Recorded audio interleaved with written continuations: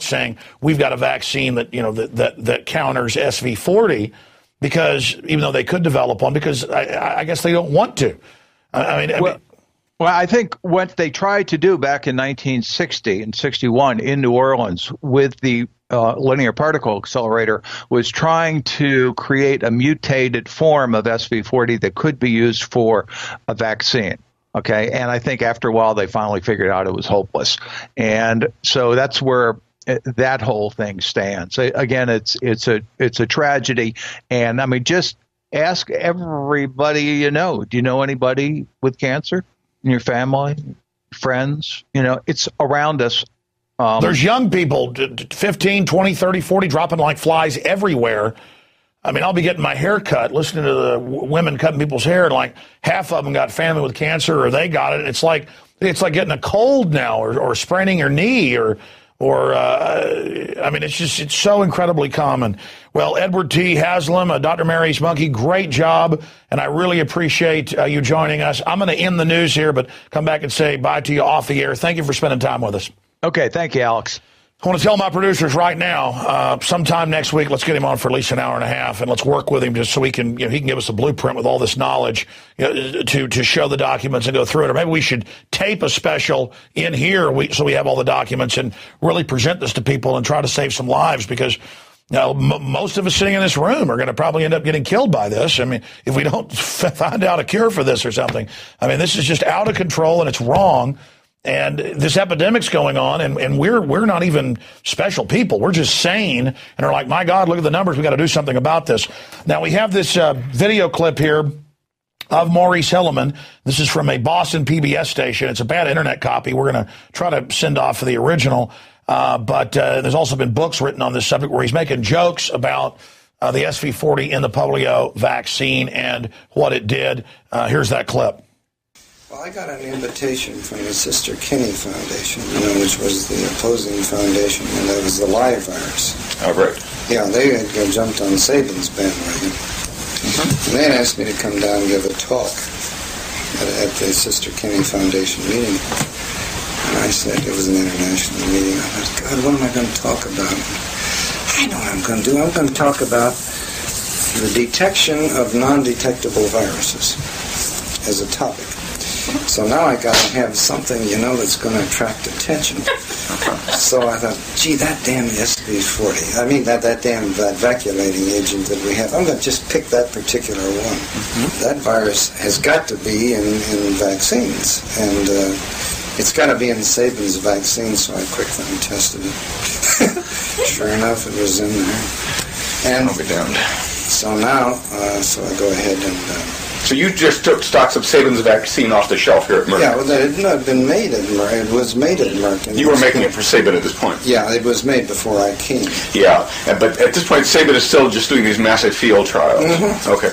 In Russia and so forth. So I got down, I talked about the detection of non-detectable virus. And I told Albert... but at this point, Saban is still just doing these massive field trials. Okay. In Russia and so forth. So I got down... I talked about the detection of non-detectable virus. And I told Albert, I said, listen, Albert, I said, you and I are good friends. But I said, I'm going to go down there and you're going to get upset. But I'm going to talk about a virus that's in your vaccine. Now, you're going to get rid of the virus. Don't worry about it. You're going to get rid of it. But, so of course, Albert was very upset with me. What did he say? Well, he said basically that this is just another obfuscation that is going to upset vaccines. And I said, well, you're absolutely right. But I said, we have a new era here. We have a new era of a detection. And the important thing is to get rid of these viruses. Why would he call it an obfuscation if it was a virus that was contaminated? Well, no, because, there are 40 different viruses in these vaccines anyway that we were inactivating. And... but you weren't inactivating his, though. That's correct. No, that's right. But yellow fever vaccine had leukemia virus in it, and this is in the days of very crude science. So anyway, I went down and talked to him, and I said, well, why are you concerned about it? I said, well, I'll tell you what. I said, I have a feeling in my bones that this virus is different. I don't know why to tell you this, but I've been around biology a long time. I just think this virus may have some long-term effects. And he said, what? I said, cancer. I love it. And I love it. Go ahead. No. I said, Albert, you probably think I'm nuts, but I just have that feeling. Well, in the meantime, we had taken this virus and put it into hamsters. So we had this meeting, and that was sort of the topic of the day, and the jokes that were going around was, gee, we would win the Olympics because the Russians would all be loaded down with tumors. This is where the vaccine was being tested. This was right. Right. So, and it really destroyed the meeting. You know, it was a big international. Yeah, right. So it was sort of a topic. No. Why didn't this get out in the press? Well, I guess it did. I don't remember. Because we had no press release on it, obviously. You don't go out. This is a scientific affair within the scientific community. Tested on the Russians, deployed on the American people. And you heard him, 40 plus from the medical doctors we've had on. They're putting similar stuff in the modern vaccines. I wish it was an accident.